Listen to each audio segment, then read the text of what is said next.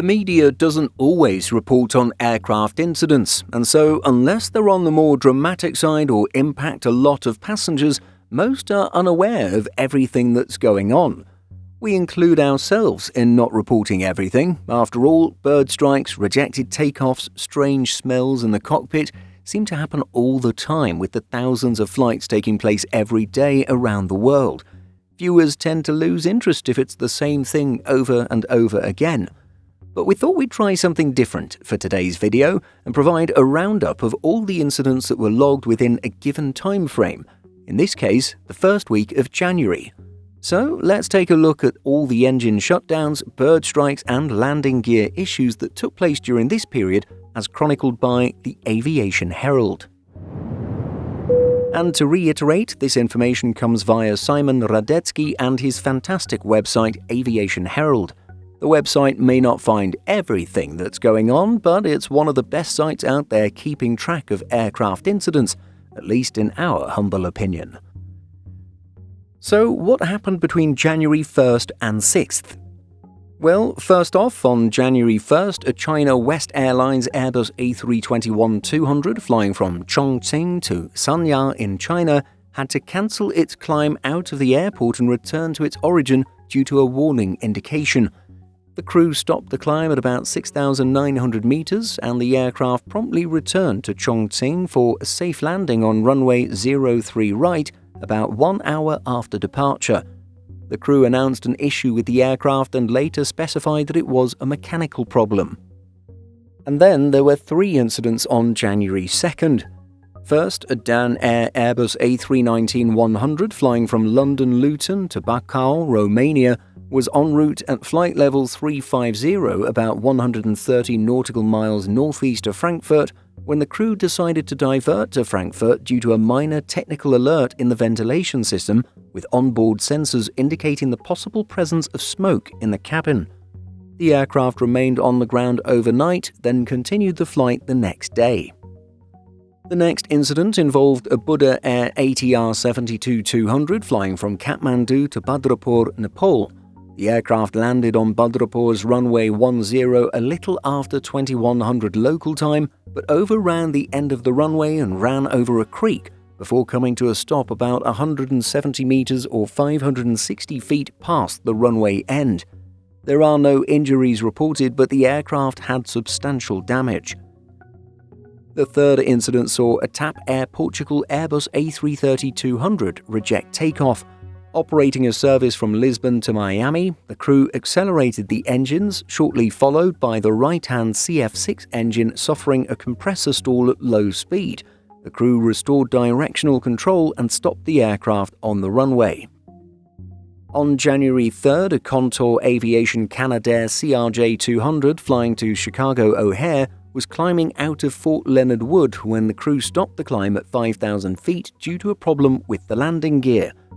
The crew subsequently decided to divert to Quincy, Illinois, and performed a safe landing there.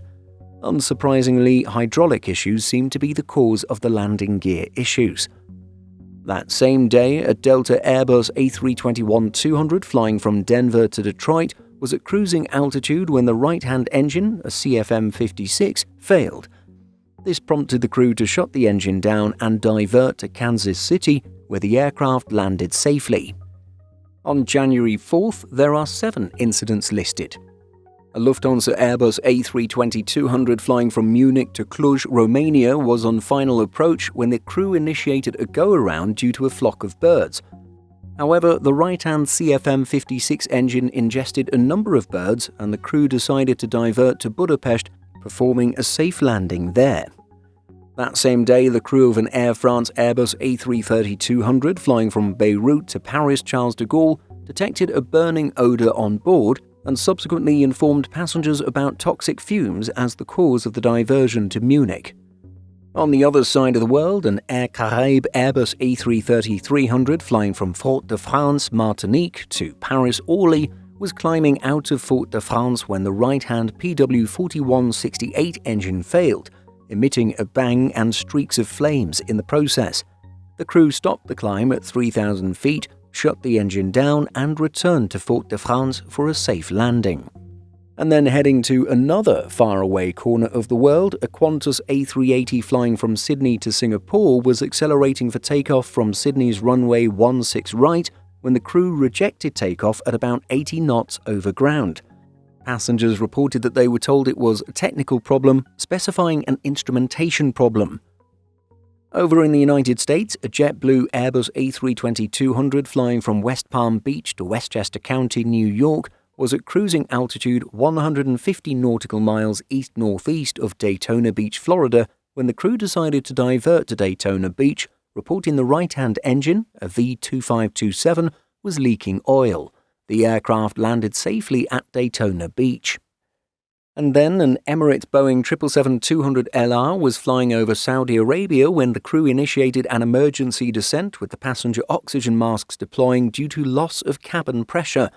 The aircraft entered a hold at 9,000 feet before the crew decided to return to Dubai at the same altitude, eventually performing a safe landing. The airline reported a component failure in the air conditioning system, which resulted in cabin pressurization issues. And finally, for January 4th, a Qatar Airways Airbus A350-1000 was on approach to London Heathrow's runway 27 right when the crew initiated a go-around at about 1,500 feet due to a problem with the nose gear steering. The aircraft positioned for another approach and landed safely about 15 minutes later. The aircraft stopped on the runway for about 30 minutes and was towed off the runway. On January 5th, a Transavia France Boeing 737-800 flying from Paris-Orly to Sfax, Tunisia, was en route at flight level 390, about 18 nautical miles west of Lyon, when the crew diverted to Lyon, reporting smoke in the cockpit. The aircraft landed safely and emergency services checked the aircraft. Over in Japan, a JAC Japan Air Commuter ATR 42600 was climbing out of Amami when the crew stopped the climb at 3,000 feet due to a hydraulic failure. The aircraft returned to Amami for a safe landing, but the issue caused the airport's runway to be closed for about 1 hour. Our last two incidents took place on January 6th. First, a Southwest Airlines Boeing 737-700 flying from Omaha to Phoenix was climbing out of Omaha when the crew stopped the climb at 2,000 feet, reporting a bird strike. The aircraft returned to Omaha for a safe landing, and it was confirmed that the aircraft was struck by a bird shortly after departure. And finally, a LATAM Chile Boeing 767-300 flying from Lima to Atlanta successfully touched down at its destination, but came to a stop on the runway. The crew reported they were unable to taxi and had an indication the right main gear was not down. Emergency services later reported all main tires of the landing gear were blown. The aircraft was disabled and was towed off the runway about 1 hour after landing. Passengers reported the entire aircraft shook and overhead bins started to open, and even one bathroom door fell off its hinges. So that's our aviation incident roundup for the first week of January. Let us know what you think of this format and if we should keep with it by leaving a comment down below.